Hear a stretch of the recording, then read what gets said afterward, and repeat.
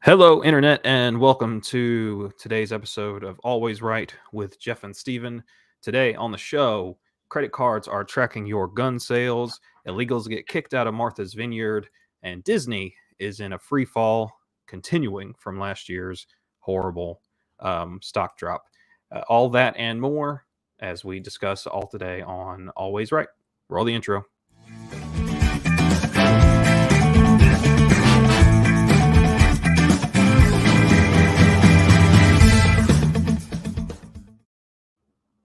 All right. Our first story of the day is about Visa, MasterCard, and American Express have all implemented programs or policies to categorize your gun purchases or a vendor's gun sales separately from all other transactions that occur on your account. Now, this is nothing new as far as people categorize transactions on your credit card bill all the time. It is called a merchant category code. So, like, you might have a grocery merchant category code or a fast food merchant category code. I don't know that those are specific ones, but that's my understanding of just what I have read. And they are starting to put in policies that will categorize certain gun retailers under their own merchant category code, which, if I'm reading correctly, would mean that any purchase from said retailer would be categorized under that. So, like, if I go buy a shirt from one of our local stores that also happens to sell guns, that shirt would be categorized under that same category code as, say, Well, yeah, a that gun. leads to a question. Well, why should I care? They're already tracking what I spend. What does it matter? Yeah, so there are some concerns here. That this is very intentional. I think there's something that needs to be realized by conservatives and Republicans in general. And this is aimed specifically at Visa, MasterCard, and American Express. These big corporations are not your friends. Right. I think that we for a long time, conservatives and Republicans have looked at corporate America as sort of this bastion of conservatism because theoretically they would do whatever is best for the consumer, best for their shareholders, and such. But here lately, the government gets so much of its work done through coercion of corporations Mm-hmm. that this is a government policy that they are just forcing to be implemented by corporate. These are corporations doing the bidding of your government. Yeah, and that's the problem that we've run into. And I call it the Twitter sphere. People have an outsized view of who actually cares about these things because they think about those who scream the loudest on the internet, and it can be someone with 30 followers, and they're like, oh no, people are upset. No, one idiot with 30 followers is upset. If somebody was standing out on the street corner yelling at 30 people, you wouldn't care about them, but because they're on Twitter, it matters. And I thought this was pretty neat years and years ago. I didn't have Twitter. I had friends of mine who would, be in the airport and they would complain about something on Twitter, and American Airlines would respond. I'd be like, oh, that's pretty cool. And I didn't see the rabbit hole that it was going to go down. And so there's an outsized response on the internet, and the government can't get something that they want passed. So advocates on the internet just yell and scream and fuss and cuss about it, and they pressure the corporations to do the job of the federal government, to which people would say, well, they have that freedom. They have that right. They have that First Amendment. They have all the Bill of Rights on their side because the government's not forcing this. And this isn't a Second Amendment violation, Jeff. This is a private company choosing to do something. Yeah, and this can get down a rabbit hole. I've actually been doing a lot of research lately on just why we need to stop with this. Basically, libertarianism has done us a big disservice here. We have basically adopted a whole cloth of belief that it's okay if a corporation does it. It's okay if our free speech is being restricted so long as it's Facebook doing it. Now That's we right. know that Yeah. Facebook is working hand in glove with the The government government. Yeah. to do it. And this is no different. And you bring up, how a lot of these corporations are caving to Twitter peer pressure. And I think that happens occasionally, but I think something more sinister is going on specifically here and in the case of social media, in that no, they're not giving in to Twitter peer pressure. They're giving in to government demands. I Yeah, think if you would have said that 5 years ago, I would have maybe thought you were a conspiracy theorist. Like, what do you mean they're doing what the government wants? It's a corporation. They hate the government. But the more we've seen about the cooperation between big tech and the government, the more I'm inclined to believe that. yeah, Something's a conspiracy, for 6 months, and then we find out, oh wow, that was actually going on. yeah. There's a lot going on like that has helped me abandon a lot of my more libertarian leanings. Yeah, Corporations don't get to. I have become less and less libertarian and more conservative just in the past few months. Like, uh, yes, the government is not causing us to do this. Yet, this is a value that we as Americans used to hold together. The Bill of Rights was something that we held together. The freedom of speech was something that was appreciated, not just the government cracking down on freedom of speech, but freedom of speech was something that we appreciated as a people. The right to bear arms was something we appreciated as a people. And we don't have that anymore. We don't have that social coercion anymore, that social cohesiveness anymore. Right. So back to specifically this story, the benefit that the government gets out of this long term is that this is in effect a gun registry. Yes. It is something that if your average conservative will have fought against for a long time.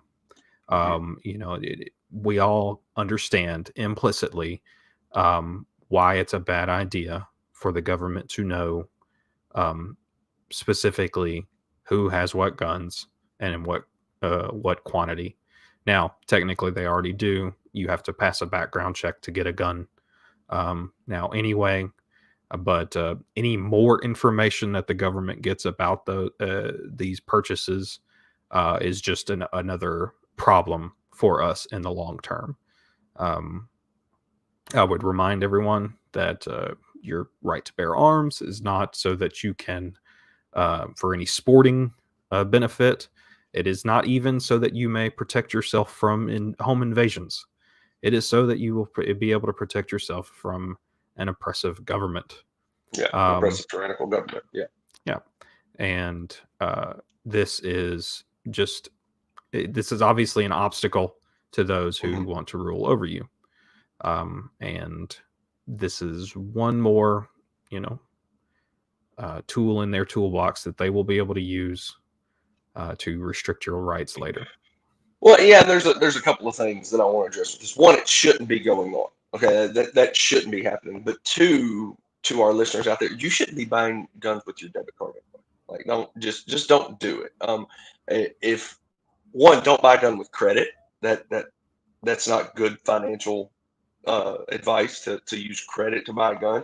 And two, the only way you can work around this now is to go get cash out of the bank to go buy your firearms, and not just your firearms, but your ammunition, your accessories, everything that you need for that.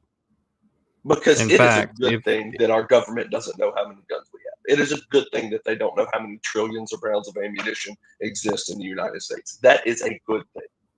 It serves as a deterrent to further oppression. The reason they haven't, your more radical elements in the government haven't attempted to seize all of your guns like they have done in countries like Australia is because they don't have an accurate read on how many are actually out there. And we only have rough estimates, which the rough estimate is there's more guns than people. And so it's impossible for us to institute a buyback program. If the federal government attempted to buy back every firearm in the United States, it would not go well. You think we're bankrupt now? it would not go well. But the tracking of people's rights is not okay. Gun ownership is not a privilege. It is a right in the sense that we have God-given rights to protection. And people don't understand the difference between privileges and rights anymore. And the ability to protect oneself is a right. And there's a couple of things that I hear from the federal government, currently the current White House, when it comes to this. Joe Biden likes that line, your deer aren't wearing a Kevlar vest. Well, I don't own the firearms that I own just for sporting. I enjoy sporting. I enjoy being able to fill my freezer with the animals that I kill, and I enjoy that. I think that's a good thing, but that's not the only reason I own firearms. And so don't fall into the trap of, well, you don't need an AK-47 and an AR-15 for those things. No, you're absolutely right. I don't, and that's okay. That's absolutely okay. The second thing is that he's implicitly threatened to send, F-15s. If you're going to fight the government, you got to have F-15. Well, tell me how that went in Afghanistan, Joe Biden. Right. We were fighting basically barbarians with AKs in Afghanistan, and they won. I mean, It's his fault they won, but they won. So don't fall into those traps when you're talking about these ideas and these topics. I would make one slight alteration to something you said and say that you don't have a right to own a gun. You have a right to bear arms. For the simple fact that if you say I have a right to own a gun, then the rest of us have a responsibility to provide you with a gun. That's a good point. Yeah, but you do have a right to go out and purchase a gun to bear for yourself. Yes. Our readers would do well to study a little bit on Kennesaw, Georgia. And that's all I'm going to say there. Go study Kennesaw, Georgia, and that their law that required everyone in the house to have a gun. Well, every household, rather, required every household to have a gun. That's an interesting topic of study. Right. So, that is, it's concerning. As so many of the actions of our corporate and governmental overlords are these days, concerning being a polite term for it. So if you are of a mind to go buy a gun, or shop at a gun, what could be considered a gun retailer, we have one of them in town, where, I mean, there's a whole back section of the store devoted solely to guns. Anything I buy there, I would think twice about spending with a card. Cash is, as much as they want to move us towards a cashless society for this exact purpose, by the way, so that they can track everything you do. Sure. Try your best to spend cash on such things. Yeah, and some sporting goods stores will actually have like two different checkouts. So that's something to really be careful of. They'll basically split the business into two, where in the back is their firearm sales. In the back, that sounds bad, like you're going behind the dark. No, that's just typically where they keep the guns in the back. In the back is your firearm sales or your shooting range or something like that. And in the front is your decoys and your clothing, and those that don't do that will probably start now because of this. Sure. So that not every transaction that shows up for them on a credit card bill shows up as gun retailer, quote unquote. So, moving on. Sure. Our next topic today is how Republican. Oh, Steven, I think we may have lost him. I'm gonna let him catch up.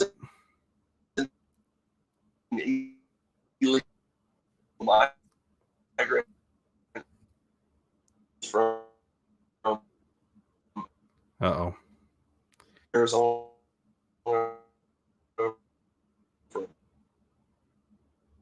Okay. Steven's going to need to try and find him a good Wi-Fi signal. But to get us started off, I'm sure that many of you have heard about the Martha's Vineyard story this week. You with us, bud? All right. Yeah, I heard is sending 50. He chartered a plane for 50 illegal immigrants or illegal migrants, whatever you may call them. I'll pause you right there. I'm gonna need you to start over. Okay.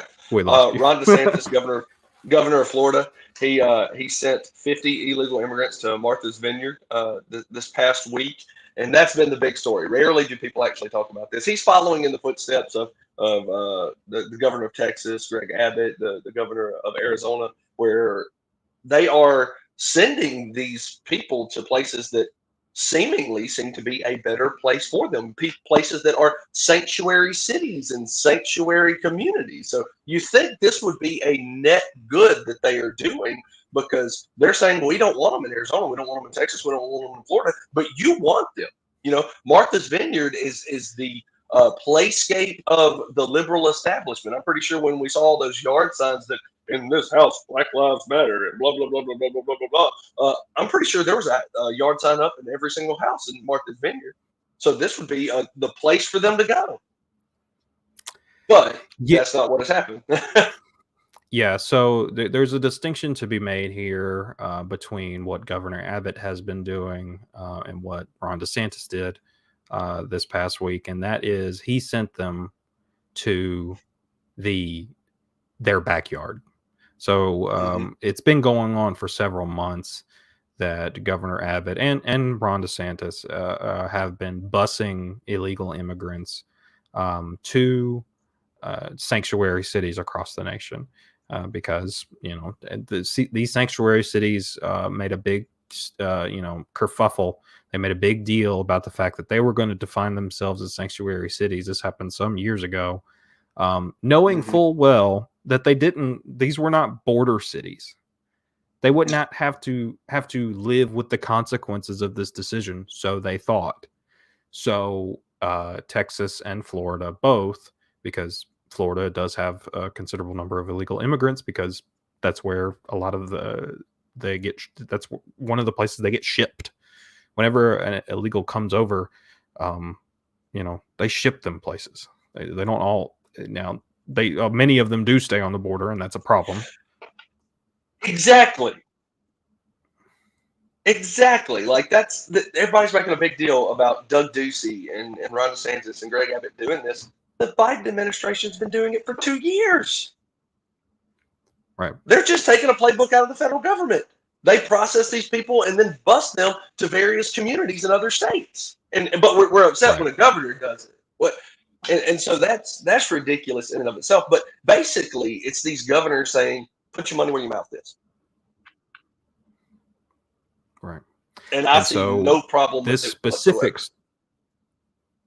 Right. And this specific story took off because they sent it to basically the elite of the elite areas in the country. This is Martha's Vineyard is the vacation island for your ruling class. Obama has a home here. Several of your richest elite in Hollywood and in DC have homes here, and it took 50 illegal immigrants being sent here for this to become a national story, whereas thousands upon thousands have been crossing the border of Texas, and they are overwhelming the system on the border of Texas. And you have heard nary a peep. So Stephen has got some facts prepared about Martha's Vineyard, just to sort of give you a comparison of what would. Yeah, if the internet will hold up. Not everybody probably knows what Martha's Vineyard is. Like you said, it's a vacation island. It's an island just south of the Maine of Maine, Massachusetts. It's got several towns within it, but it has an approximate population of 17,000, and that's what they call the year-round population. I looked up a few things, and I found an article on Cape Cod Times that gave us a lot of interesting facts about this place. During the summer, it explodes to like over 200,000. So it's not uncommon for them to have a lot of people. It's not uncommon for them to deal with a lot of people. The median home value is just under $800,000 for an average home. The median household income is a little over $77,000 a year. And we might look at that and go, wow, how can the median income be just a little over $77,000 a year, but the average house is $800,000 a year? Because that's the help.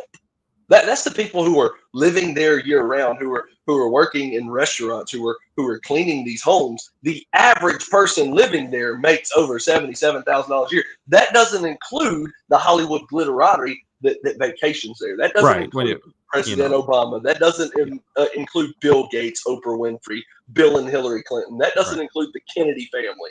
And And it yet wouldn't. yeah, It and wouldn't that's a lot of money. because when Obama reports his household income, he's reporting it where his primary home is. He's not Sure, reporting sure. that's not going into the statistics for his vacation home. But that Um, just tells us that how wealthy this community is. And they lasted for about 44 hours with 50 illegal immigrants before they shipped them off. They shipped them off the island right. after less than 2 days. Yeah. So let's talk about that. I think this was a frankly brilliant move by Ron DeSantis. It can be so much more brilliant if Republicans will do what is right and Yes, necessary in the yes. follow up, and they haven't so far.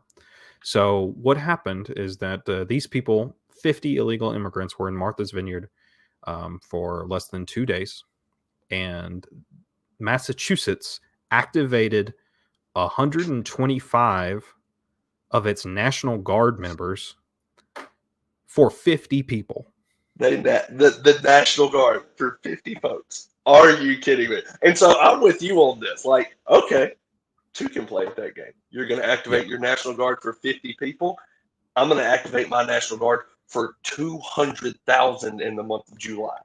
right. 200,000 people crossed the border illegally in the month of July. And I'm not making up those numbers. That comes from Customs and Border Protection. It was, to be exact, 199,976 encounters. That doesn't count the people that crossed the border that they never saw. Right. Texas National Guard should have been activated immediately after this happened. Yes. Because, I mean, Texas National Guard should be guarding our border at the Texas-Mexico border. I'm going to push And back. They should not have to. They have to right now, but they should not have to. Our federal government should be protecting the borders of the United States. But if the federal government won't do it, Greg Abbott should activate the National Guard to fix the problem. sure, I would agree with that. But, I mean, we do what we have to in the reality that we live in rather than the reality that we should live in. Sure. And that's it's a Democrat's never going to do it, and a Republican is never going to do it because it's bad optics. However, now for once the Democrats have set the precedent of something positive that should be done. Yeah. So we 100% should be doing the same. And I am disappointed that it has not yet occurred. Yeah. Because these people are overwhelming these border towns. Let's compare Mhm. two border towns. You could compare a lot. Let's compare two border towns. Let's compare Eagle Pass, Texas, and let's compare Martha's Vineyard. Okay, Martha's Vineyard, the playscape of the glitterati, the place where they go to vacation, the place where they make plenty of money. Even the health makes good money there. Like 2% of people live below the poverty line in Martha's Vineyard. We talked about how they make over $77,000 a year. There's 17,000 of them. Now look at some place like Eagle Pass, Texas, and you can look at other places. You can look at Del Rio, Texas. You can look at a lot of other places, but look at Eagle Pass, Texas. Population of a little under 30,000, a median household income of a little over $46,000 a year, and yet these people are expected to take in thousands of migrants going through their communities day after day, and yet Martha's Vineyard can't deal with 50. So to the liberal establishment, put your money where your mouth is. If you're going to be a sanctuary city, if you're going to say all this, put your money where your mouth is and actually deal with the problem. And this is important. You and I do not live in a border state, so why should I care? I don't live in a border state. It's not affecting me. Why should I care? Because again, they're shipping these people all over the country, and they're doing it intentionally. So there's some for a very long time. There's a couple of reasons Democrats do this. There's a couple of reasons they're in favor of this. First of all, They believe that Hispanics are a natural part of their coalition. That the more they get come in here, the vast majority of them will be Democrat voters, and it's also why they don't care. They don't want voter ID laws implemented. They want as many people, civilian or citizen or not, to be voting in their elections. Now, there's some recent evidence to suggest they may have miscalculated here. Mexicans, by and large, are socially conservative. And still, I wouldn't say that just because they should be allowed to vote. I'm of the opinion that not every citizen should be allowed to vote. So I certainly don't think illegal Yeah, you immigrants and I should have vote. talked about that. But Yeah. so that's one thing. It's one thing they may have miscalculated on, but in thinking that, they send these illegal immigrants to all kinds of different areas to either supplement their own voting base or to offset a red voting base. That's one reason they do it. A second reason they do it is because the pain is the point. They send this is what you see on the border towns. The purpose of their being there is to disrupt the system. The more you can disrupt a system that is sort of autonomous, say a town that is able to function on its own without much input from the federal government, the more you disrupt that system, the more likely you are able to make them rely on higher levels of help. You make them more dependent on the federal government for aid. And so this is why they send them there. It's why it's important for someone living in Mississippi to care about this. Yeah. I care about it because, one, we're a nation of laws, and breaking the law should never be encouraged. I care about it because of the massive human rights violations that are happening on the border. I care about those people coming up the border.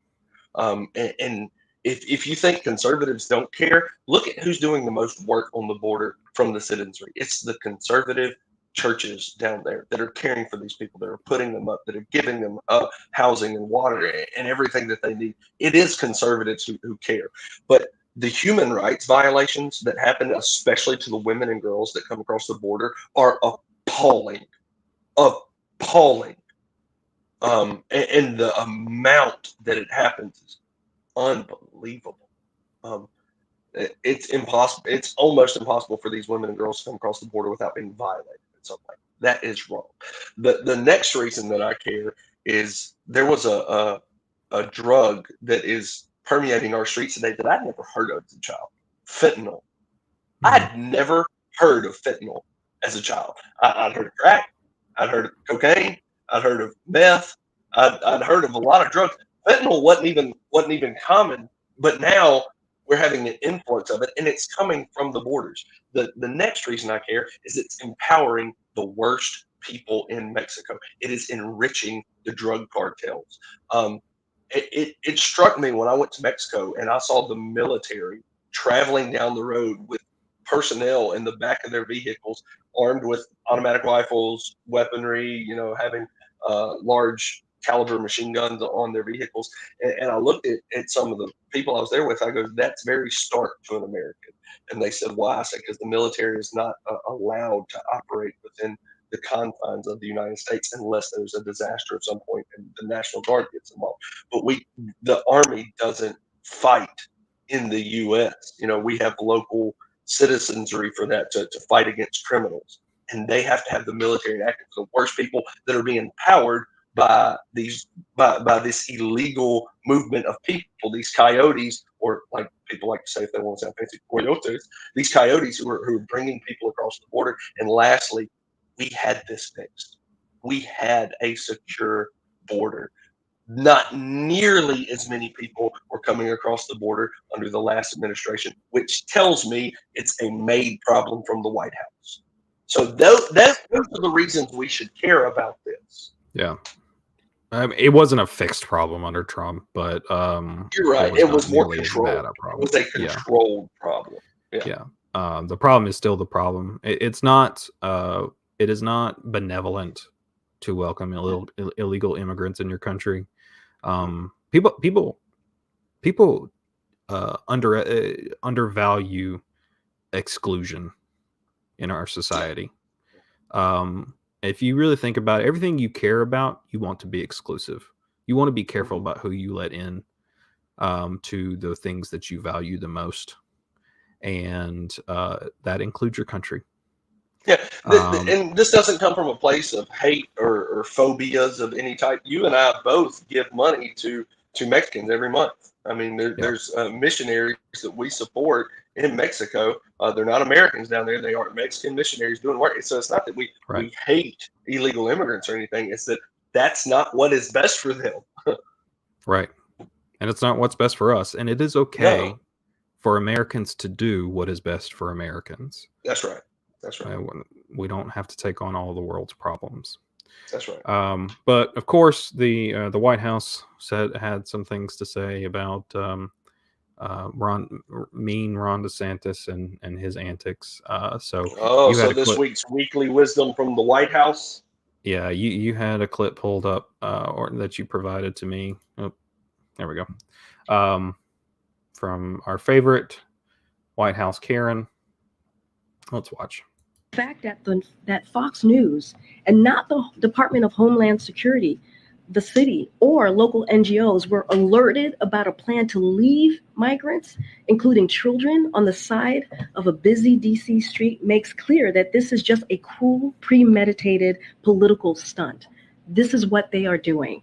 And a couple more things. The migrants, including children, who arrived in Martha's Vineyard were misled about where they were being taken and what would be provided when they arrived is also deeply alarming. The children Governor Abbott abandoned in Martha's Vineyard, the children that that Governor DeSantis abandoned as well, um, deserve better. They deserve better than being left on the streets of DC. Fact that the So there's one important point I think to make, and I think conservatives make a mistake whenever they do things like this to sort of point out the hypocrisy of liberals, um, or our elites in general. It's not hypocrisy; it's hierarchy. Yeah. They're not hypocritical. They just think that they deserve better than you because they are the ruling class. Hmm. That's what you saw in Martha's Vineyard. They didn't kick all those illegals out because they're hypocrites. They kicked all those illegals out because the little people do not belong in Martha's Vineyard. That's their space. It is up to you and the small towns out in flyover country to deal with the consequences of their decisions. Yeah, she keeps using that term abandoned, and shortly the letter went out to all Democrats to use that because you heard every single one of them talk about how evil Republican governors are abandoning. They're very good about staying on their cue cards. I will absolutely give them that. Right. I'm pretty sure that those children didn't belong to Ron DeSantis. Pretty sure they didn't belong to Greg Abbott. I'm pretty sure they're not the ones abandoning children. There's other responsible parties here, and if if you're going to talk the talk, walk the walk. If you're going to be DC, the sanctuary city, don't complain when illegal immigrants show up. If you're going to be New York, Chicago, Martha's Vineyard, doesn't matter. If you're going to talk the talk, walk the walk. Don't kick them out and bust them out of your community because they're not supposed to be there, which is what they're doing. Yeah, but you're never going to convince Democrats in general or our elites in general to abide by their own standards because the standards aren't made for them. They're made for you. Yeah, they're made for other people, the little people. Yeah. So, this was definitely the biggest story of the week. It made a lot of way. I don't ever have people that want to talk politics to me, but I actually had people talking and mention this story to me throughout the week. So good on Governor Ron DeSantis. He continues to impress me. I expect more things that from him that I hope will benefit our country. I like him a lot. He's my man crush right now in politics. But he he just knows the game. He understands the Yeah. game better than a lot of people that I've seen. Yeah. So anything What I further to like, say about what I like Vineyard? about him is he is able to punch the media in the teeth without looking like a bad guy.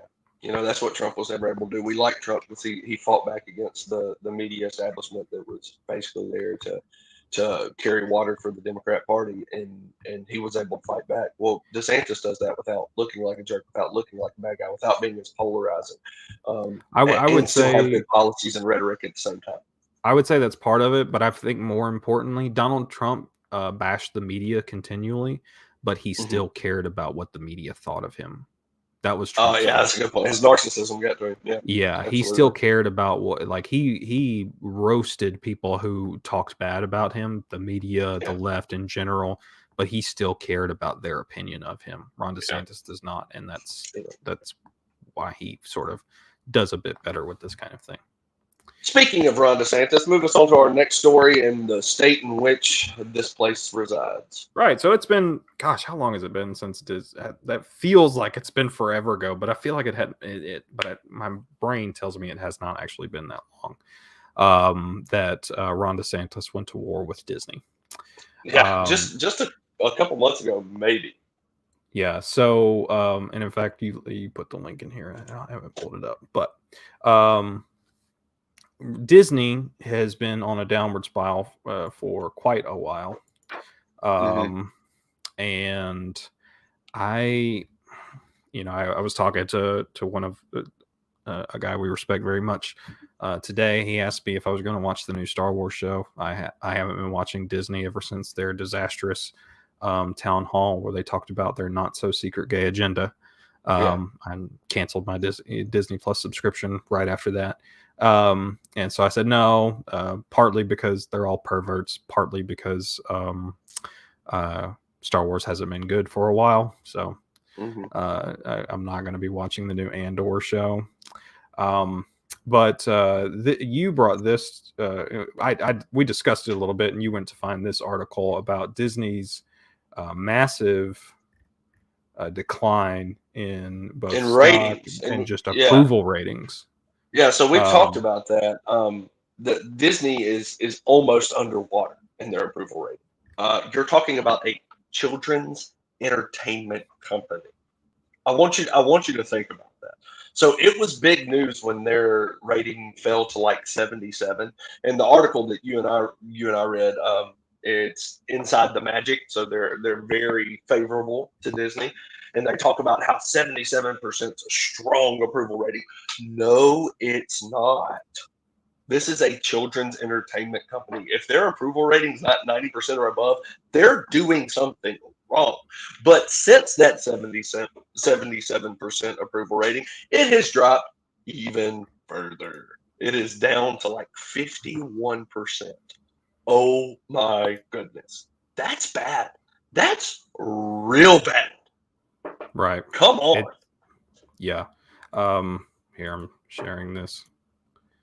This is this is from Christopher Rufo, who does a lot of good work. He did a lot of coverage of the Disney fallout after Ron DeSantis went to war with them. At 51% overall approval. That's horrible. That's really bad for Disney. Disney was America, like American nostalgia.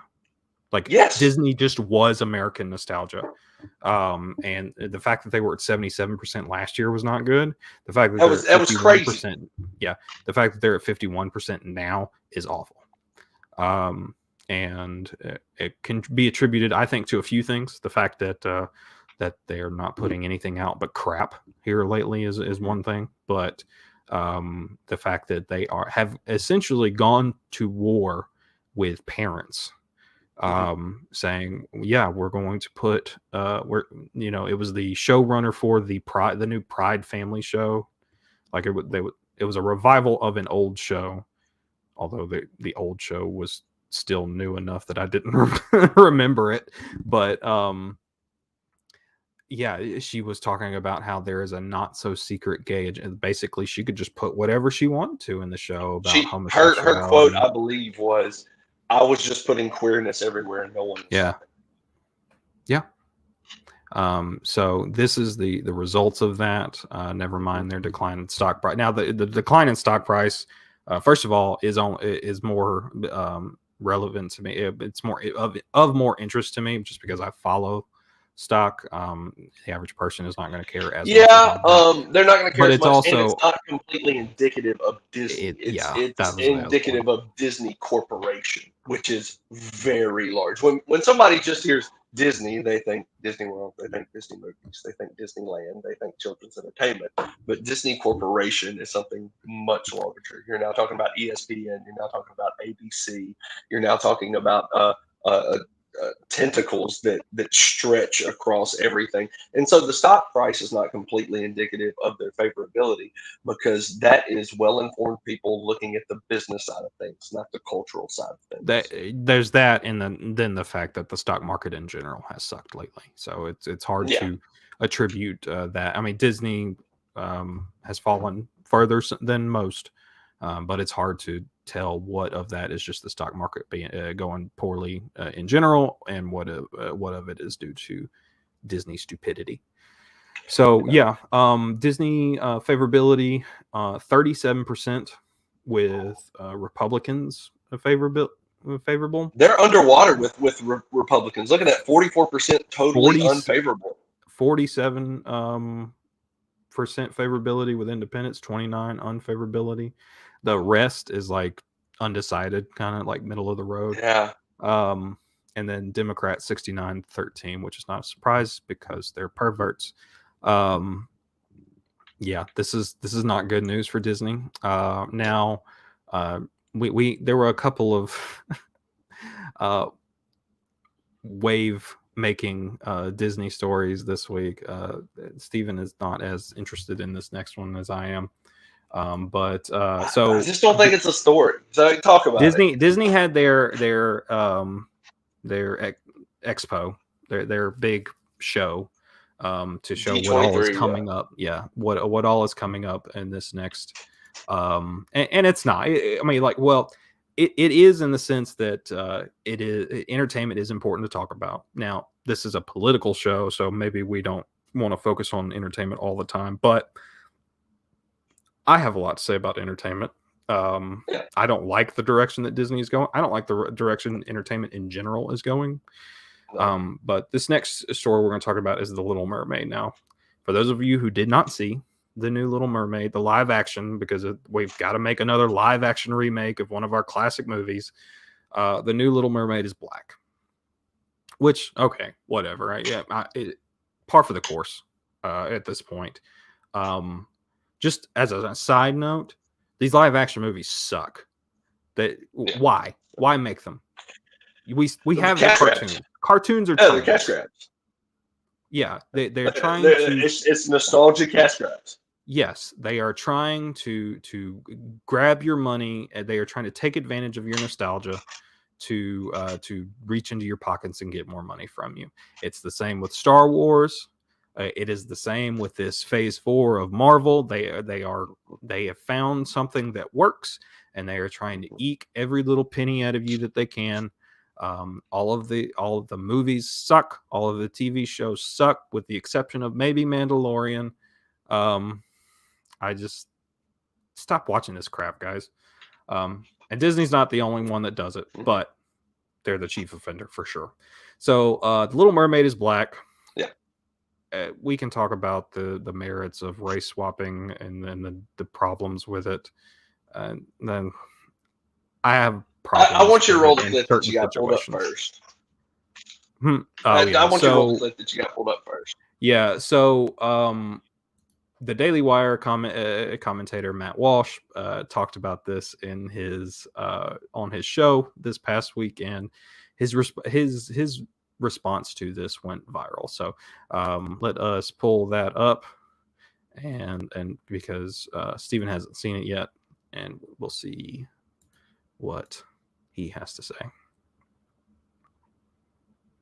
Says a black actor playing the Little Mermaid really is a case of white erasure. All forms of art, including fairy tales, are meant to be reflections of the author's experiences and observations. Hans Christian Andersen probably based The Little Mermaid based on experiences he went through in his home country of Denmark. So it makes sense that most of his characters would be white, since that's the world and the people he was surrounded by. Yeah, I'm given the way that we deal with these sorts of issues, I'm sympathetic to that. Now, I would be fine, like we talked about yesterday. We don't have to rehash the entire thing, but if we all agreed that race in films and TV shows, especially fictional stories, don't matter, and we're going to take a kind of colorblind casting approach, and it doesn't matter as long as the actor is good. If we could all agree on that, then I'd be on board. And as I said, that's basically what it was for many years, what it was back in the 90s. But what I cannot abide by is the double standard thing where we say, well, the casting in casting matters only for certain races and not for others. No, we're not doing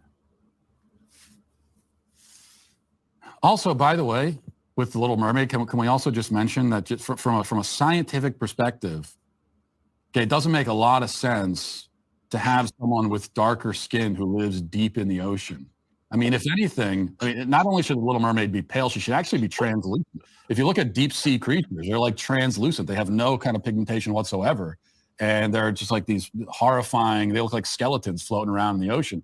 That's what The Little Mermaid should look like. She should be totally pale and skeletal, where you can see her skull through her face. And that would actually be a version of Little Mermaid that I would watch. From a scientific perspective, Matt, I mean, my goodness, it's okay. I see why people are getting okay, all right. We're talking about a fairy tale creature. There's several layers to this. So you have to understand Matt Walsh is, he's a lot like me. He's very serious when he needs to be, but he also tries to make jokes constantly. Yeah, and he's very dry. And yeah, I don't know. I think part of it. I think part of it is that the left in general does not understand humor anymore.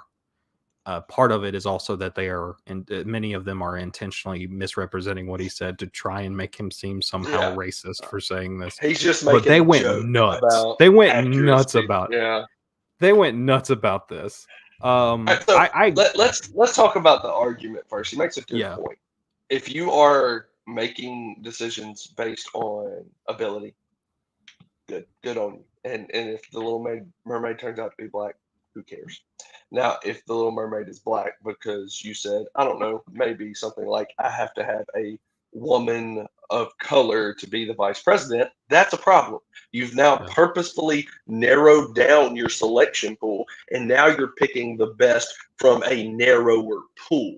That's a problem. We should seek the best in entertainment. Diversity for diversity's sake is something I do take issue with.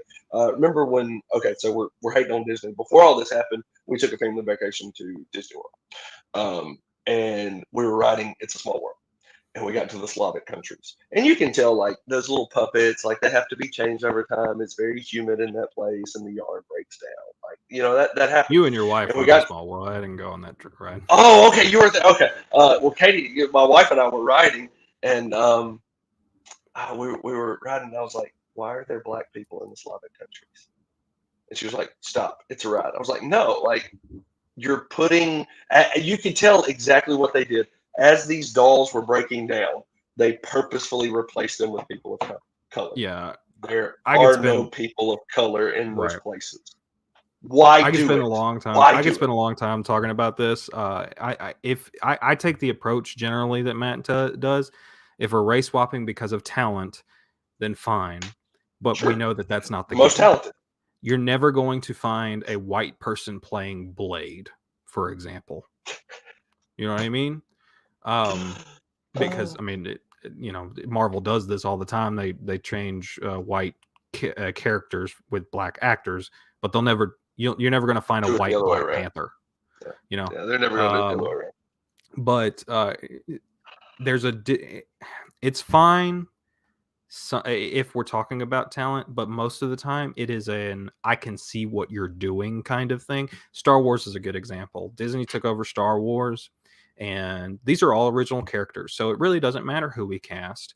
But I can obviously see that all of your main good guys are either women or people of color, and all of your bad guys are white men.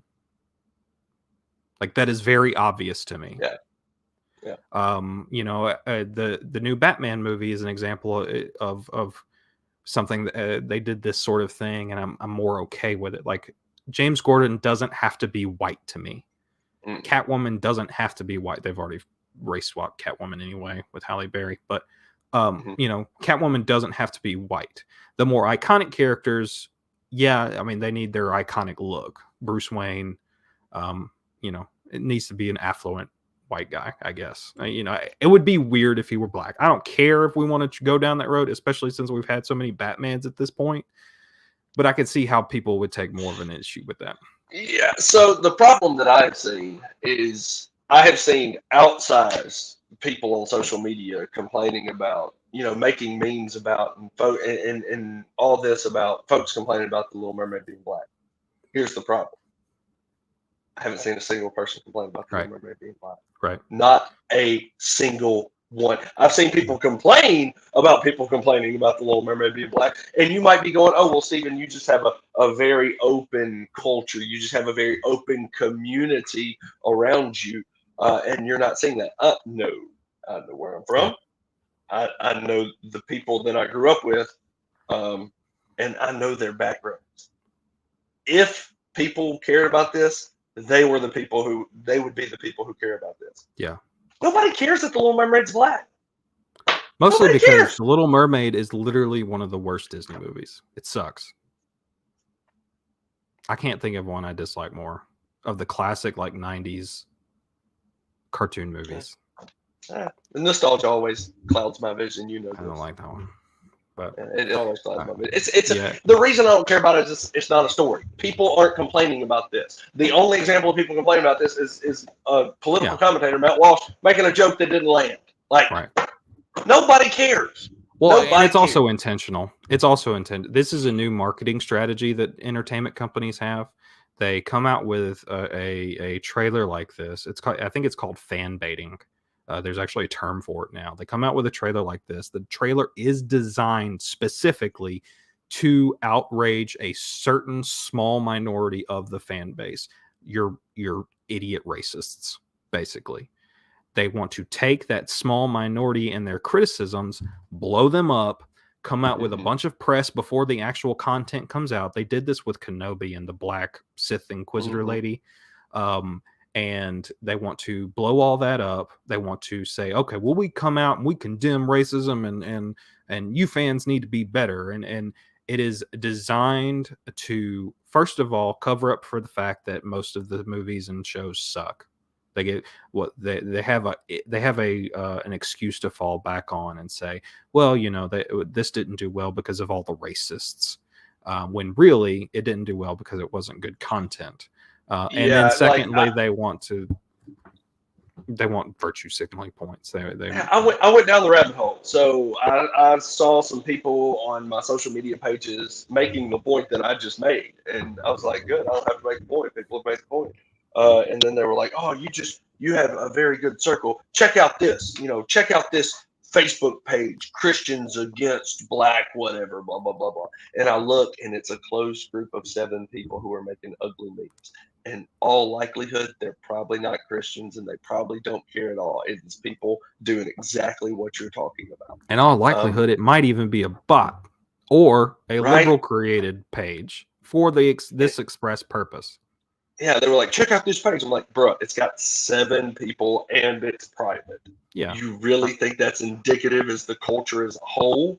Yeah. Come on. I'm not saying idiot racists don't exist, and I'm not saying they don't have a problem with this, but it is a fact that you are blowing this up out of proportion for the express purpose of giving yourself coverage in the future.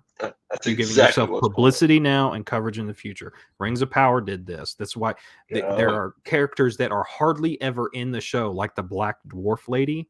She was on everything in the advertising, the marketing, because they wanted to get this criticism so that they could criticize the criticism. And then now that the show is out and it sucks and everybody knows it sucks, they're saying, it's because you're all racists. Yeah. No, it's because it sucks. And Disney started this trend with The Last Jedi. Yeah. They did. All right, let's go to our last segment. Yes. So our I'm gonna let you- make shame great again segment today is dealing with Indiana University, not the University of, but Indiana University, and the Kinsey statue that they recently put up outside of the Kinsey School of something something something. Kinsey I don't. Institute. Yeah, so I'm going to read a little bit from their website, iu.edu. Bronze sculpture of Alfred C. Kinsey marks 75th anniversary of Kinsey Institute.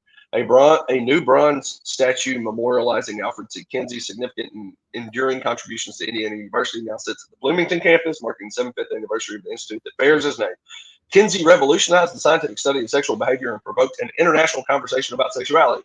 He founded the Kinsey Institute, the world's leading sexuality research institute, in 1947. What they did not include is the man was an absolute pervert. Yes, Alfred Kinsey was a demented man. He is the man. He is one of two men that you can thank for the sexual revolution. The other being John Money. In general, sexual thought. This is why the basic hub of all perverts in your universities are in the psychology department now in your local universities. This is why you're dealing with the gender craziness that you're dealing with now. It is all sprouting from the teachings of John Money and Alfred Kinsey. Why is Alfred Kinsey a pervert? Go ahead and tell the audience. Alfred Kinsey, in his work, did research on pedophiles that were in prison. He interviewed several pedophiles to find out how they got their kicks. And then he also performed experiments on infants and other young children,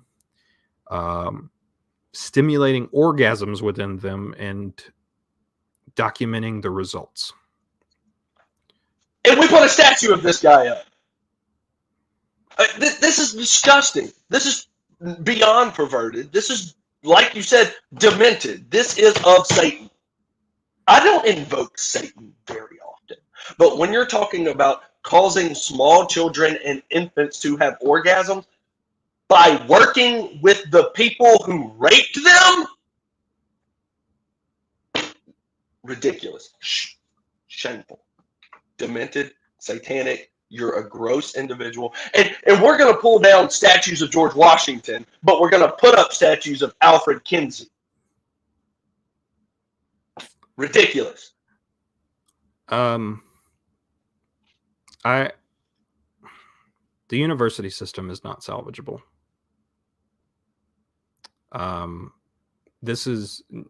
I say that the hub of all of this garbage is in your psychology departments in the university, and it's true.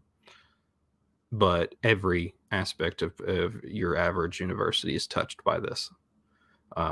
This is where, at our local university, we host a color run every year. I thought it was just a color run. I thought it was just a thing where people go run and throw color on each other. And it's a gay pride parade. I had no clue. No clue. We have an okra out week because of our local university, where the school, I'm not talking about, individual organizations on campus. They have that right.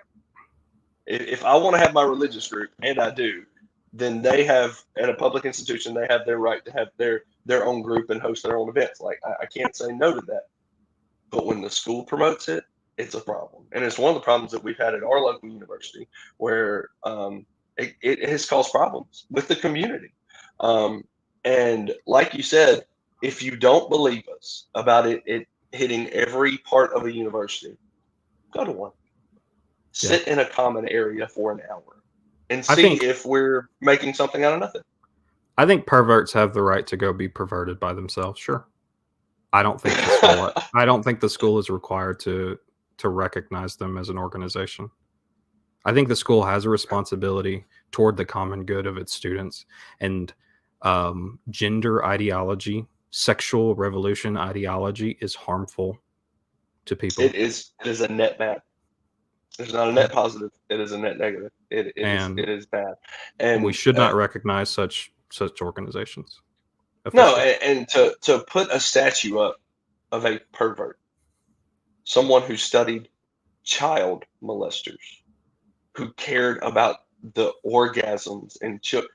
No. Who molested his children, and molested children himself in Who the name of molested children research. himself. No. I mean, just look up the things that John Money and Alfred Kinsey did. John Money had mutilated kids and had identical twin boys, one of which had a problem with his circumcision, and he convinced John Money convinced the parents to transition this kid to a girl. Would have these identical twin boys, one being raised as a girl, one being raised as a boy, perform or not necessarily perform, but reenact sexual acts on each other as children. These are perverts. Do not give them the time of day.